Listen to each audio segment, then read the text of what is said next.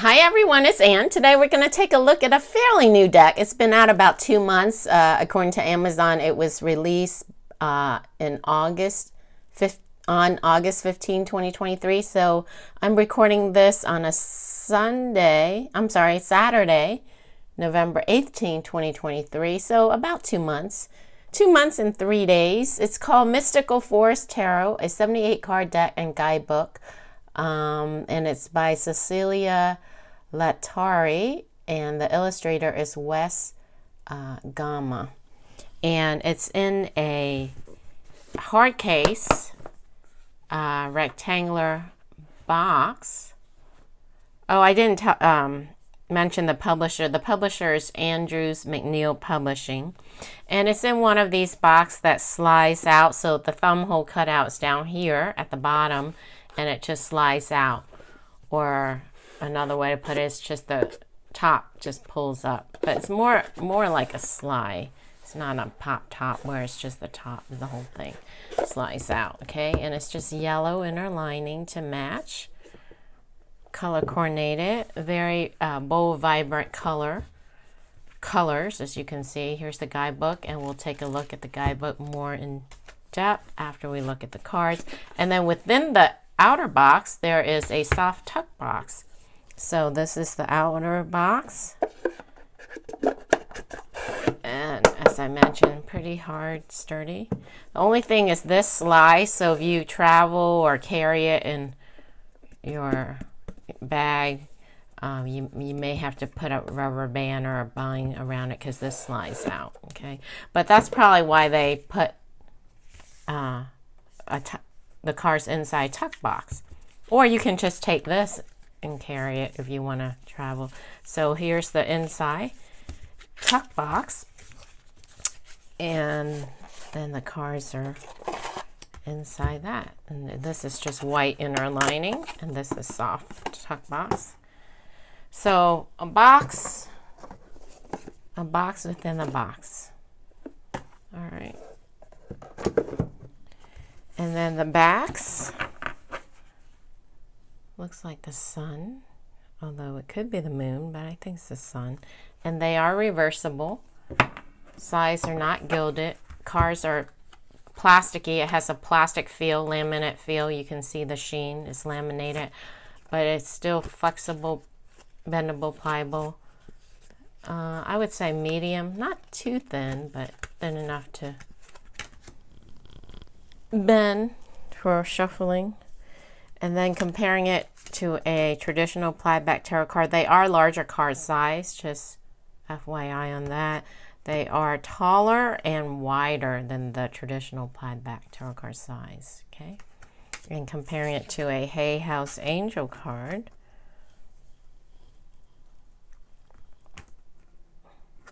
it's the same length as the Hay House Angel card, but skinnier. Okay. So, just a heads up on this, it's sort of pippy. It's like a pip deck, but not exactly, because there are illustrations on the minor, but they're just animal. I'm not a big pip deck fan. However, I love the colors, and I do like the major arcana in this deck, and then the minors have animals, so I figure I can always read it as the animal, as far as animal totem and stuff. But you can, read the pips if you know your tarot deck well, but most people, the average person, don't really like pip, but some do, okay? So without further ado, let's go ahead and get started. As you can see, there is a white border, and then a black fine border, and then yellow at the bottom. Number is up top, 0, and then the title of the cards at the bottom. And as I mentioned, this deck has bold, vibrant, vivid colors. So if you love colors, you may like this deck. So starting out, we have the Fool starting on his journey. And then the Magician, looks like he's trying to concoct something here. We have, it looks like crystals and plant leaf And he has a dog watching. So not traditional Rider-Waite-Smith as far as colors and illustration, but it does depict the meaning of the cards. So the High Priestess, we do have the crescent moon, there's water, but no traditional Torah books and no columns, but we do have a tree in the background. And then the Empress, tropical forest scene with the parrots. She's out in the wilderness. The Emperor. Looks like night sky with the stars. Oh, is this? There's a pig or a hog. It was blending into the picture. So this is a pig or a hog, a boar. Pigs don't have horns, right? So it's a boar. It's a purple boar.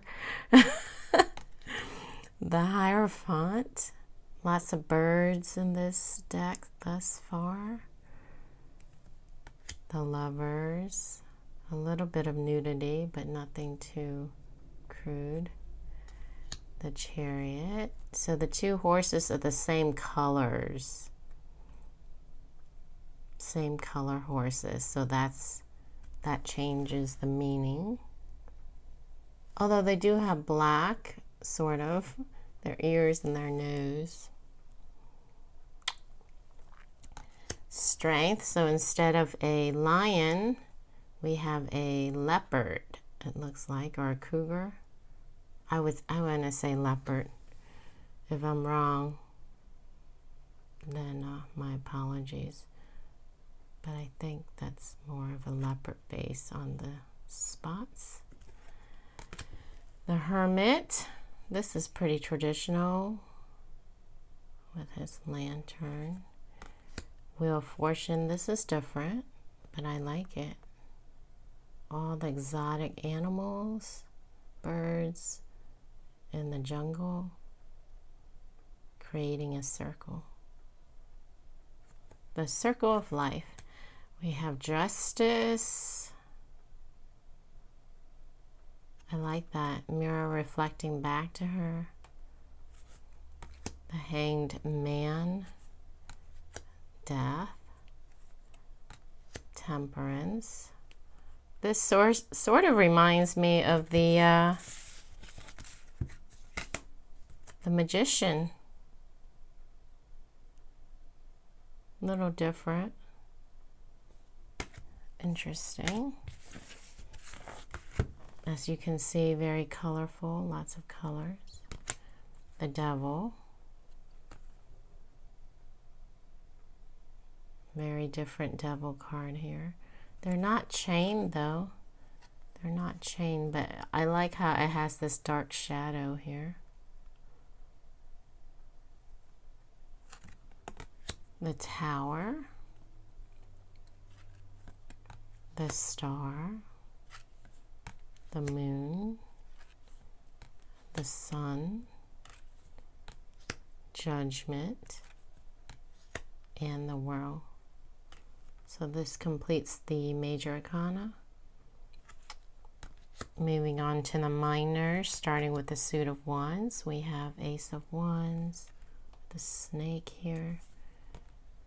Two of Wands, see what I mean? It's sort of pippish. Three of Wands, but not exactly, because there's an animal in on each minor card, but it doesn't really depict like an illustration to read from. So it's sort of pippish, but with an animal on each card. So I guess if you know your animals, it can change the meaning, or if you get one of these cards in the reading, you can, if you know what animal it is, it can add additional meaning as far as animal totems or animal guides, animal spirit. So that's why I decided to get it. I was debating, do I want to get it? Do I not want to get it? And then the price was low. So between the price and then the animal, I thought I could use a deck with an animal in the minors. So, excuse me, 5 of Wands, 6 of Wands, 7 of Wands, 8 of Wands, 9 of Wands. I like this rooster. I guess you can look at it as she or he. I think this is a he, right? Rooster. It's a he. Is defending, standing guard, defending his territory. This is a beautiful rooster. Look at all the colorful feathers, the detail. Nice. We have 10 of Wands. I'm not sure if this represents heavy burden or not. Look at this bird. I don't know what this bird is. Look at the bird's expression. That's an unusual looking bird, huh? Page of Wands, Knight of Wands. The court cards are good. Queen of Wands, King of Wands. Next suit is of Cups. We have another parrot. Ace of Cups. Water isn't overflowing out of the cups, but the cup is by water. So that changes. It can change the meaning in a reading. 2 of Cups. Now this is nice. This does depict a connection. 2 people coming together. In this case is 2 animals. 3 of Cups. Here's that boar again. It looks like it. I don't know what animal this is. 4 of Cups. Is this an Amarillo? That's what comes to mind. 5 of Cups. 6 of Cups. 7 of Cups. 8 of Cups. 9 of Cups. 10 of Cups. Page of Cups. Knight of Cups. Queen of Cups. And King of Cups. Next suit is Swords. Ace of Swords. 2 of Swords. Here's another rooster. 3 of Swords. 4 of Swords. I want to say this is a pelican. 5 of Swords, iguana. 6 of Swords. I guess this is a leopard. 7 of Swords. I don't know this bird. 8 of Swords. 9 of Swords. 10 of Swords. Page of Swords. Knight of Swords. Queen of Swords. And King of Swords. Final suit is of Pentacles with Ace of Pentacles. 2 of Pentacles. 3 of Pentacles. 4 of Pentacles. 5 of Pentacles. There's this pig again. Now this one doesn't have the horns, so it's a pig and not a boar.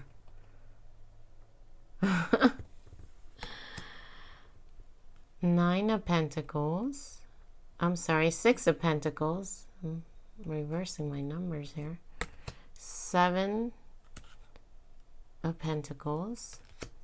8 of Pentacles. 9 of Pentacles. 10 of Pentacles. Page of Pentacles. Knight of Pentacles. Queen of Pentacles. And King of Pentacles. Here's another look at the backs. Let's take a look at the guidebook. This is harder, a little harder cover than the little white book cover.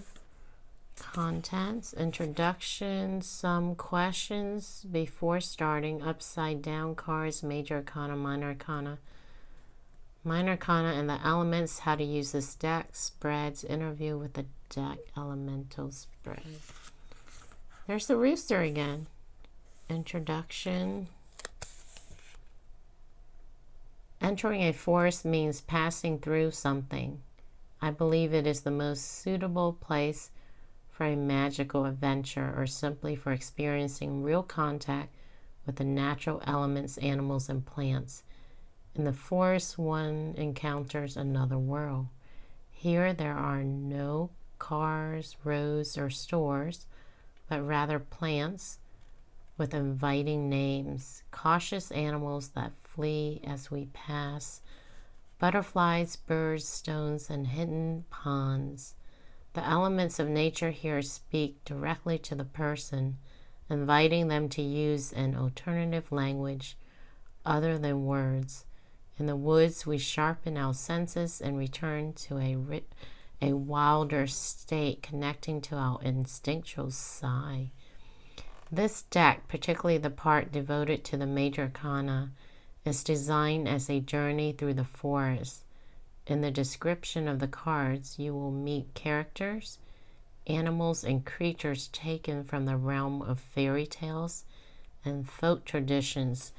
Oh, maybe that's why I didn't recognize some of the animals. Magic lives in the forest, in the lush plants and the fireflies, in the small houses at the edge of the forest. You will cross paths with healers, shamans, witches, and wizards, fierce and tame animals, and secret passageways to arrive at the end of a journey that goes from the fool to the world with something extra, something that comes from the voice of the forest. So this was inspired by the Rider-Waite Smith. All right, so it goes on to describe the, 78 cards. Although each card has its own specific meaning, we can also group the cards by suit. So it explains the wands as fire, the cups as water, swords as symbol of air, and pentacles symbol of earth. So that's nice. We have a nice owl here. Oh, and it explains the court cards for you. The page represents a beginning, spontaneity. The knight is related, to movement. The queen represents how we experience our inner life, and the king is connected to the ability to be a guide. Interesting. Some questions before starting. Upside down cards, so that's reverse cards, and then it goes into the major arcana. So you get a nice, colorful, large size picture of the card, and then a page write-up, and then beyond vision, which is the meaning of the card. A new beginning, relying on adventure, following one's instincts, having the ability to dare by trusting in the future. So that's their definition or keywords for the Fool. The Magician, the beyond vision sections, potentiality, magical action, ability to act from personal power, interior wisdom. So the top part tells a little bit about the card. It describes the card as a continuous story of the journey, starting with the Fool and then going on, and then the beyond the vision at the bottom is the definition of that card. It's nice. I like how they break it down. So they wrote it, the major arcana, like a journey as you enter the forest. These are the different characters you meet in this chronological order from the Fool through the world. And then we go to the minor arcana section, and it once again breaks down the wands, the cups, the swords, and the pentacles. And then you do get a color picture of the card, but it's smaller. So here, the major arcana, you get a full page. The minor, you get smaller pictures and less write up, but same format. The explanation of the picture and what you see, and then you get keywords. So Ace of Wands is beginning, willpower, magic, a new proposal, initial spark. All right. So here's the back. Mysterious and sacred animals, majestic and powerful plants, timeless shamans, the forest guard, a mix of wilderness and humanity that can lift the curtain that hides the most intimate and ancient truths. And then it has a little write-up on the author and the illustrator. Elemental spread, interview with the deck. Spreads. How to use this deck.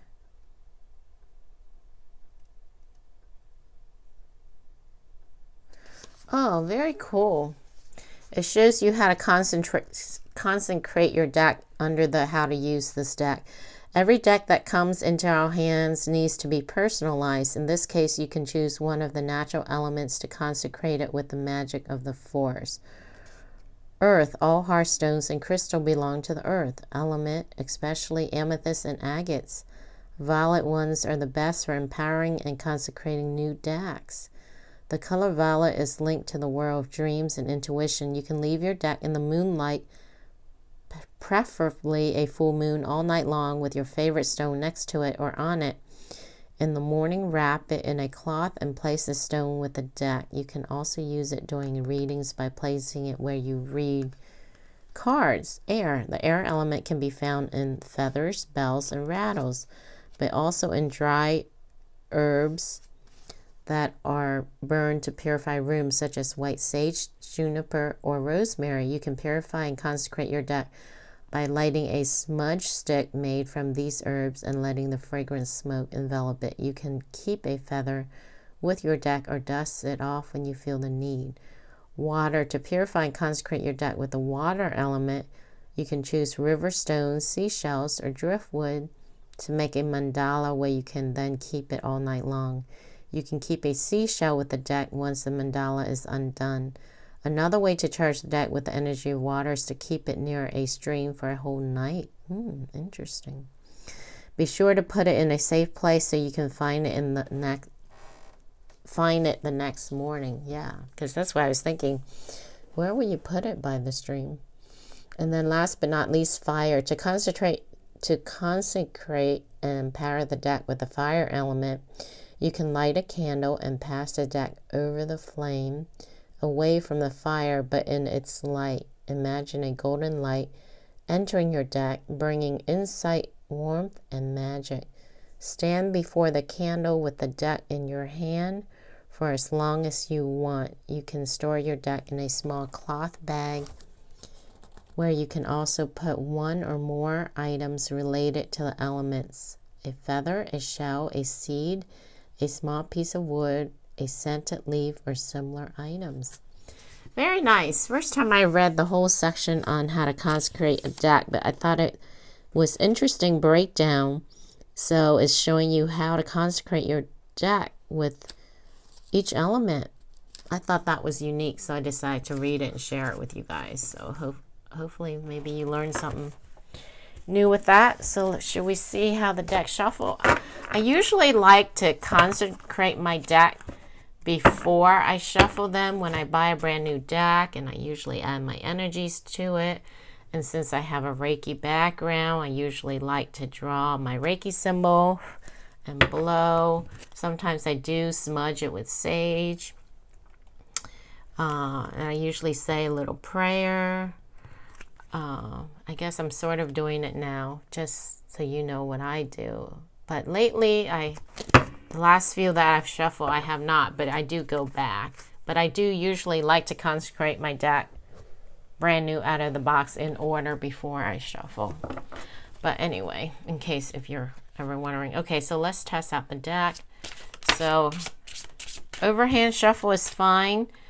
It is a little bit of a stretch for petite hands. I am stretching a little bit only because If you remember from the beginning of the video, they are a little longer in length than the traditional plaid back tarot cards, so it does make you have to stretch your fingers a little bit for overhand shuffle for petite hands. Look at all these cards fell out. The Tower, ooh, the Star, the Moon, the Sun, Judgment, and the World. I don't think they're well mixed, but I like to see when cards fall out like that. So shuffling this way is a little easier vertically for petite hands. And they are a little slippery, you guys. That's why they keep falling down, because they are quote unquote plasticky. So as you can see, they slide around a bit. This is 10 of Cups. And the deck, see, it's thick. It feels thick. I'm going to make the deck a little smaller so that my hands, I can wrap my hands around it. So they can riffle, shuffle, and bridge nicely. And then let's try this way. 7 of Pentacles and the Hierophant.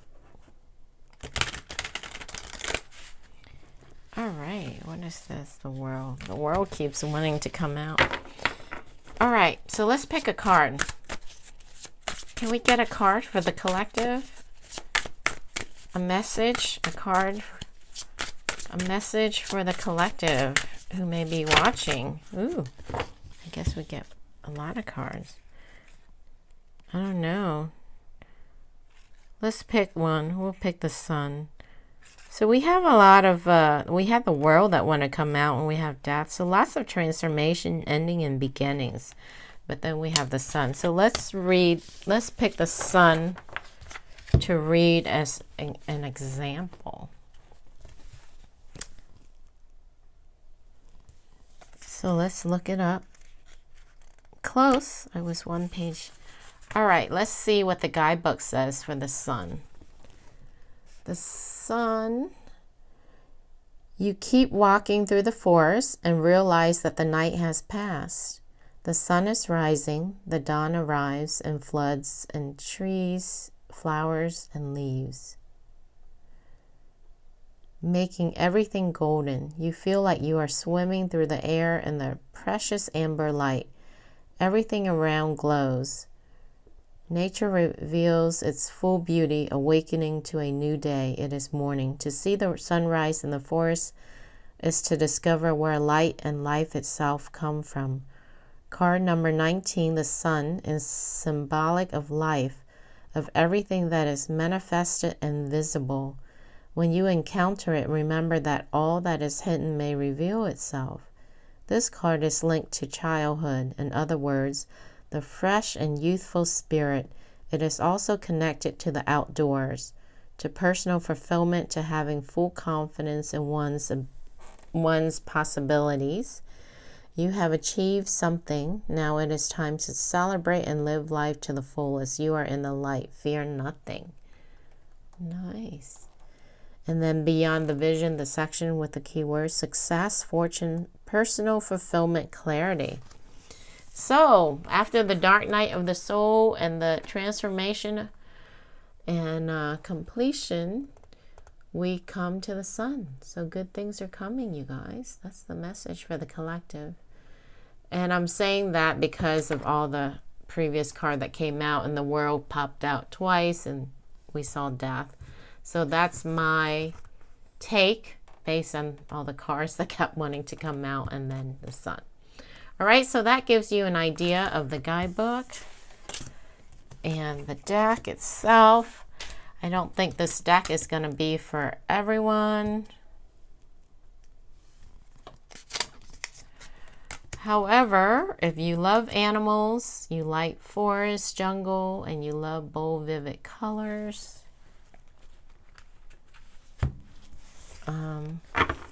this may be the deck for you.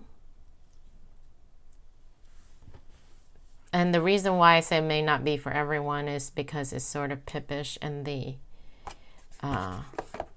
minors don't have a lot of illustration on them, but they do have animals in each card.